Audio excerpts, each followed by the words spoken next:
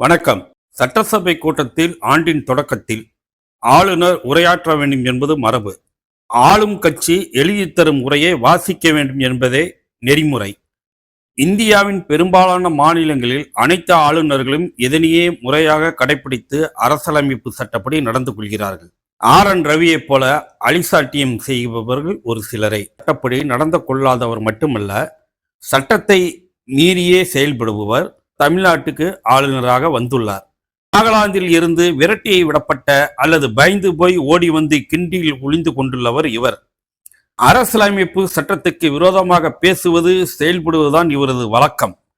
ஆனால் ஆளுநர் மாளிகை வெளியிட்டுள்ள ஒரு அறிக்கை திமுக அரசை அரசியலமைப்பு சட்டத்துக்கு விரோதமானதைப் போல திசை திருப்பும் வகையில் அமைந்துள்ளது.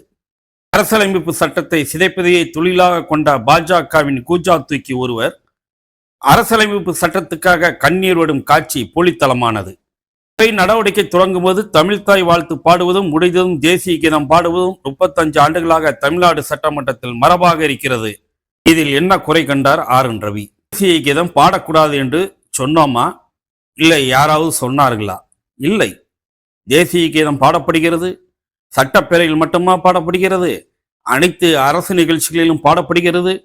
முதலமைச்சர் உட்பட அனைவரும் தேசிய கீதத்துக்கு உரிய மரியாதையை வழங்கிதான் வருகிறார்கள். ரவிக்கு முன்னாலும் இதுதான் நடைமுறை, ரவி போனாலும் இதுதான் நடைமுறை. ஆனால் இவர் ஏதோ தேசியத்தின் பிள்ளையாக நடிக்கிறார். மன்னிப்பு கடிதம் கொடுத்து பிரிட்டிஷ் ஆட்சியிடம் கருணை காட்ட வேண்டி நின்ற கூட்டத்தின் வழித்தோன்றல் ரவி. தேசிய கீதத்துக்காக உருகுவதை யார் நம்புவார்? தேசிய கீதம் பாடச் சொன்னாராம். அரசியலமைப்பு சட்ட கடமையை இவர் செய்ய சொன்னாராம். இதை சிறுபிள்ளைத்தனமானது என்று முதலமைச்சர் சொன்னது குற்றமாம். பேச வந்து பேசாமல் போனதை தான் சிறுபிள்ளைத்தனமானது என்றார் முதலமைச்சர். உரையை வாசிக்க நாள் குறித்து கிண்டியிலிருந்து புறப்பட்டு வந்தார். அணிவிப்பு மரியாதை ஏற்றுக்கொண்டார்.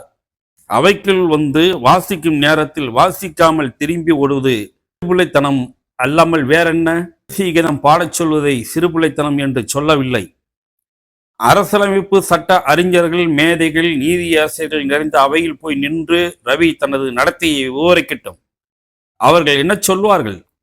இதையே ஆங்கிலத்தில் சொல்வார்கள். இது நாளிதழ் 7ஆம் தேதி 2020 தலையங்கத்தை எடுத்து RN ரவி வாசிக்கட்டும். சிறுபிள்ளைத்தனமான சேட்டையை 150 ஆண்டு பாரம்பரியம் கொண்ட ஆங்கில நாளிதழ் கண்டித்துள்ளதை இந்த தலையங்கம் படித்தவர்கள் அனைவரும் ரவி எந்த லிஸ்டில் சேர்ப்பார்கள்? உடனே முதலமைச்சர் மீது களங்கம் கற்பிக்கிறது ஆளுநர் மாளிகை.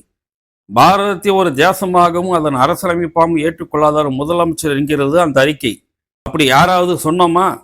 யார் தேச துரோகி என்பதும் தேச துரோக வரலாறு யாருக்கு சொந்தம் என்பதும் நாட்டு மக்கள் அறிவார்கள். நாட்டு மக்கள் எங்களுக்கு தேசபக்தியை RN ரவியிடம் நாங்கள் கற்க வேண்டிய நிலைமையில் இல்லை.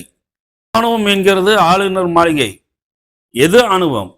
ஒரு ரிட்டையர்ட் போலீஸ் ஆபீசர் பாஜகவின் கூச்சா தூக்கியாக இருப்பதால் யாரோ ஒருவரின் தயவால் ஆளுநராகி வந்து தமிழ்நாட்டையும் தமிழையும் தமிழ்நாடு சட்டமன்றத்தையும் கோடிக்கணக்கான மக்களையும் கொச்சப்படுத்த வகையில் தினந்தோறும் செயல்படுவதுதான் ஆணவமாகும். இங்கிருந்து துரத்தப்பட்டால் சீந்து வாரிட்டு ஏதோ ஒரு பங்களாவில் பதுங்கி வாழக்கூடிய மாஜி அதிகாரி. மக்களால் தேர்ந்தெடுக்கப்பட்ட முதலமைச்சருக்கு இணையாக அல்லது அவரை விட மேலாக நினைத்துக் கொள்வது ஆணவத்தை விட தாண்டோண்டித்தனம். யார் கொடுத்த தைரியத்தில் இந்த ஆணவ ஆட்டத்தை ஆளுநர் மாளிகையில் உட்கார்ந்து போடுகிறேன்? தமிழ்நாட்டின் குப்பை தொட்டியில் இப்படி எத்தனையோ பேர் போய் விழுந்து கிடக்கிறார்கள்.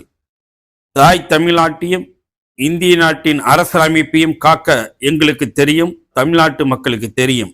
ஆளுநர் மாளிகையை அடங்கு, பிடிக்காவிட்டால் ஓடு.